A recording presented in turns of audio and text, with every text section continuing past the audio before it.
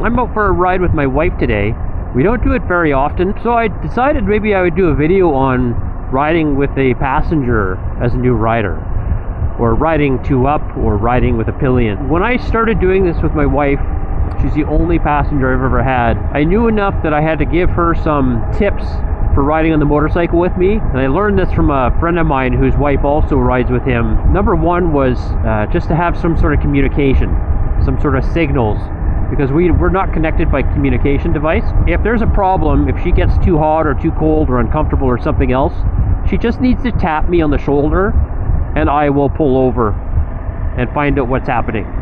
Because you don't want to have a passenger that doesn't say anything that's super uncomfortable, or even a passenger that moves around too much and makes the ride uncomfortable for the operator. Now, we've been on a few rides, and I have to say that the first ride I went on with the pillion was really difficult for me. It was almost as if I was starting to ride the motorcycle for the very first time, because I'm trying to ride the motorcycle differently. First, coming to a stop is awkward. I'm used to just putting one leg down, and I find with the extra added weight up high that it's much more stable for me to put 2 feet down. The other thing is, when I'm starting off and shifting gears, I have to try to be much more gentle in shifting gears than I am normally riding with myself, because otherwise we're going to bash helmets, and that can be very uncomfortable, both for the rider and the operator. So, I want my wife to enjoy riding the motorcycle with me, and she's not going to enjoy it if she's constantly banging her helmet into mine.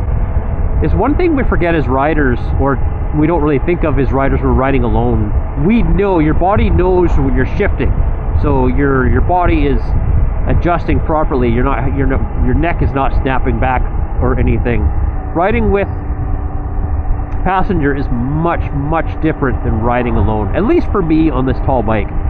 Maybe on a big Harley or a tourer, some sort of cruiser, maybe it's easier to have a passenger than it is on a little bit of a taller adventure bike. I know people, and I'm just average height, but I'm not sure that I would have liked riding two up on my KLR 650 that I had, because it was much taller than this Suzuki v-strom, and I think it would have been much more difficult. Like, I really had a hard time touching the ground on that one, especially for coming to stops. Riding straight like this, totally fine. It's not that I don't know she's there. Of course I know my wife is behind me, but of course the bike is moving, so it's much more comfortable to ride. It's when you have to do the tight corners, the slow speeds, the stops, that's when I find that it's much more difficult. And of course the shifting, trying to keep the shifting smooth. So what I would like to know, this is not a teaching video on how to ride pillion, but I'm wondering, for those of you that are riding cruisers that are maybe a bit lower to the ground, do you ever ride with a pillion? And if you do, how do you find it? Is it easy? Or anybody with adventure bikes, because I know people ride around the world on adventure bikes, two up, and I'm just wondering how you find that as well, because I'm curious.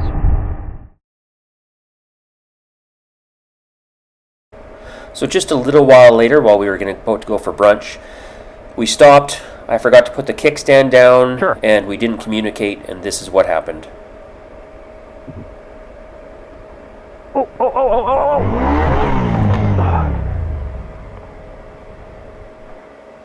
Are you okay? Okay.